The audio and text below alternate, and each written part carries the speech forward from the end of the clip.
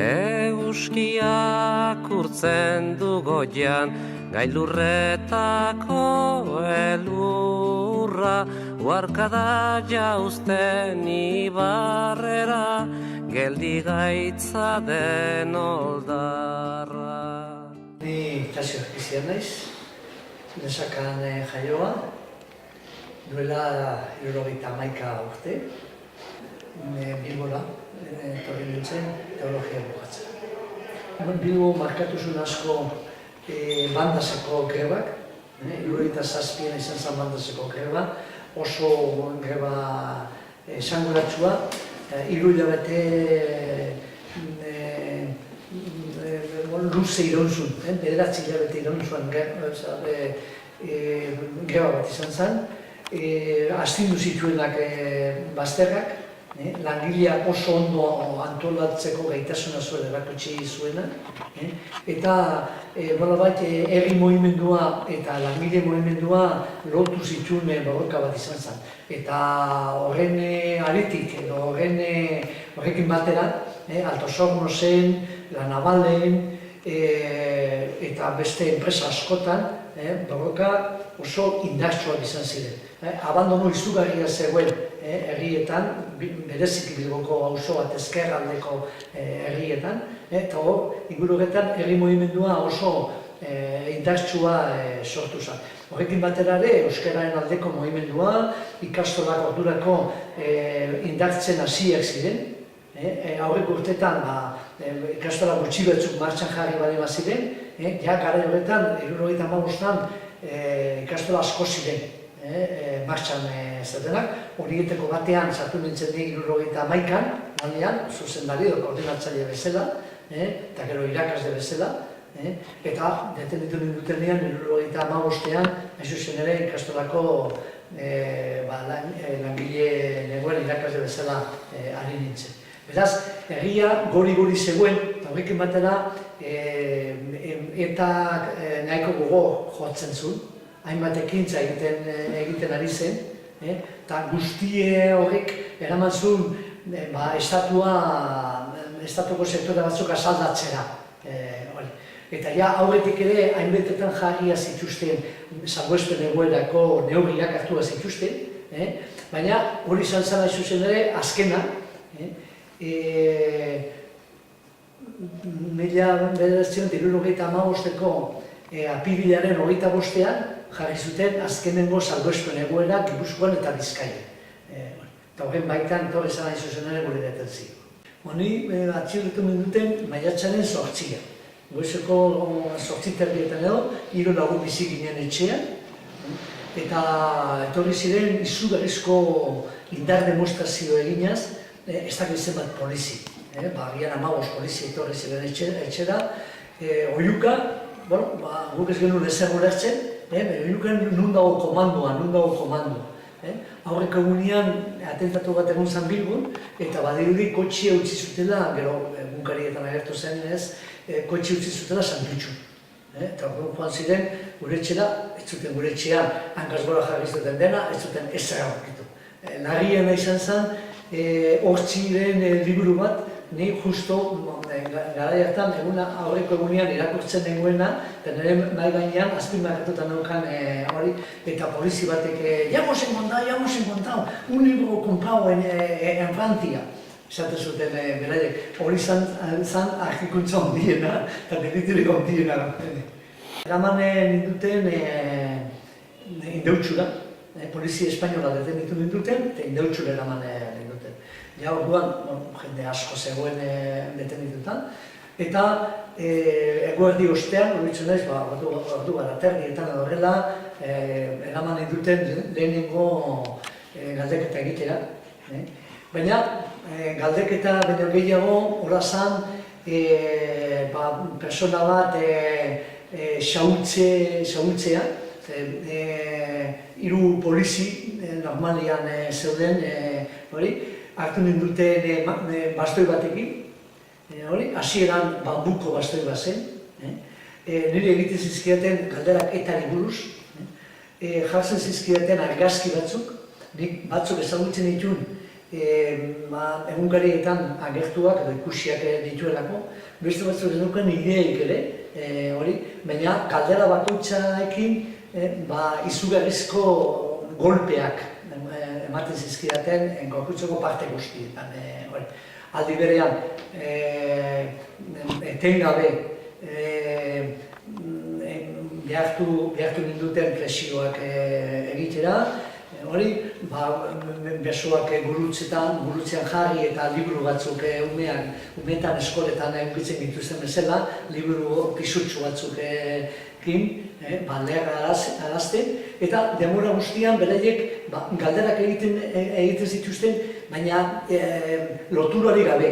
Nabaritzen zitzaien etxekitela nire kontra akusazio konkretu bat. Etxean joan komando konkretu baten inguruan edo persona konkretu batzuen inguruan. Galdera orokorra ziren, aitorri guzu, zer daukasun zuke etarekin, en qué puesto estás, cuál es tu responsabilidad, quiénes son tus compañeros, eta orduan, nire ukazio bakoitzaren aurrean, beraien jarrera zen izugarrizko gorrotuaz jotzea, olako batean buko bastoia handi bat apurtu zitzaien, eta orduan hartu zuten bergamoluko bat, gomazko hori, berga, eta arekin jarraitu. Nik beti izaten dut, ez dudula inoiz ikusi animalerik, eta nire baserriko umea naiz, ez dudula inoiz ikusi animalerik hainbeste gorrotu eta hainbeste egon ezinarekin. Horrela, ordu terdi edo horrela eduken duten lehenengo galdeketan. Gero, berriro, utzi ninduten, eraman ninduten zigera, eta berriro, eta zeraten handiko ordu erdira, eta modu berdinean. Hirugarren sesioa ere, beste ordu terdi edo bi ordutakoa, modu berdinean. Laugarrenan, eraman ninduten bainera egitera, zikin batean, sartu zeraten burua ez da gizen bat aldiz, bertan botaka egin nuen, eta orduan eta gehiago sartu zeraten burua. Eta bosgarrenean, goizaldera, ez da ordu batak eta ordu biak edo ze ordu izango zen, bosgarren interrogatorioan, izan zen agian gogorrenetarikoa, jarri ziren 12-15 polizi bi hileretan, eta ni esposatuta baloi bat bezala, golpeka toki bat bestera botatzen ninduten, eta aldi berean, bertan entzuten dituen astakeri gaundiena, astakeri sexualak, era guztietakoak. Eta gauza bat behin da berriro izitzen zutenak inteligentenak edo inteligente papera betetzen zutenak, zen, ¿qué necesidad tienes tú de preocuparte tanto por la juventud y por las cosas del barrio cuando tengo una carrera y tengo un trabajo y no tengo ninguna necesidad de hacer ese tipo de cosas? Orduan, laurek inguruan horitzen naiz, berriro etaran nindutela, eta ninduten Santutxura pisu batera edo eramateko, Zerraldo jauzi nintzara lugera, eta gero berriro horitzen naiz, esnatu nintzela, konortea itzuli zitzaidan, ziegan, eta eskatu nun behin da berriro komunera joatea. Eta nik uste nun, behituko bat zela, eta orduan, gero, lagunak eta esan da, odola botatzen nun, bai sudurretatik eta bai atzetik. Eta bat ez atzetik botatzen nun odola. Ja, ez nintzen gai altxatzeko ere, hori, eta oroitzen naiz, gero, ambulantzia batean edo hartu nindutela, ja, eguna argitu zuen nian, eta handik ospitalera eraman ninduten. Nik medikuek, bertako atenditu ninduten medikuek izan da, heldu omen nintzen tensiorik gabe eta pulsorik gabe. Kendu zidatenean Europa hori, behin de berriro, eroitzen naiz enfermerak esaten zuten, pero qué bestias, ¿cómo es posible? Gorputza guztia neukan guztiz zapaldu. Medikuek badakit esan zutela makile batekin biolatua izan nintzela.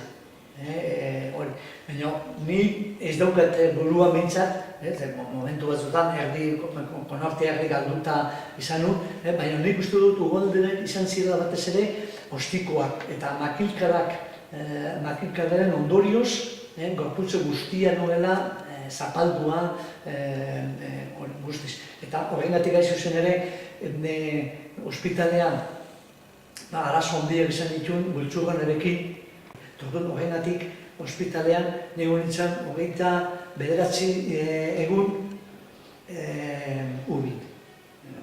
Eta lehenengo egunetan 3 aldiz zabaldu zen Bilbon, eta esaten dut 3 aldiz nire hiletak prestatzen zituztela, prestatuz, zuten medikoak inorok esperantzerik ematen, eta 3 aldiz zabaldu zen hilda nengoela.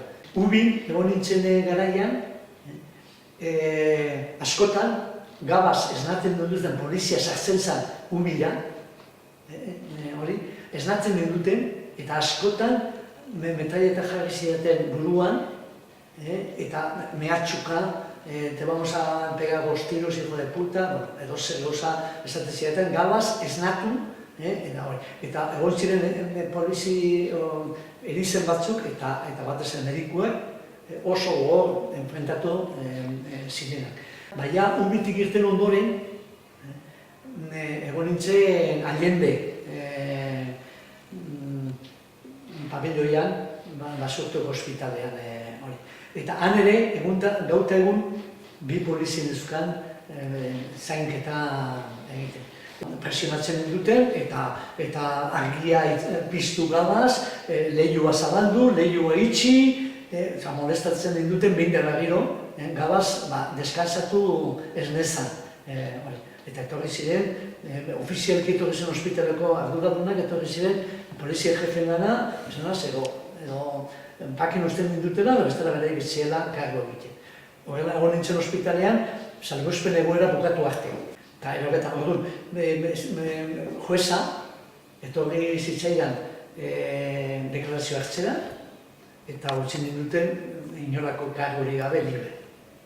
Ospitaletik irten nintzenean, izan nun denbora nahiko luzea, pixka bat etxipen batean murgildurin nengoela.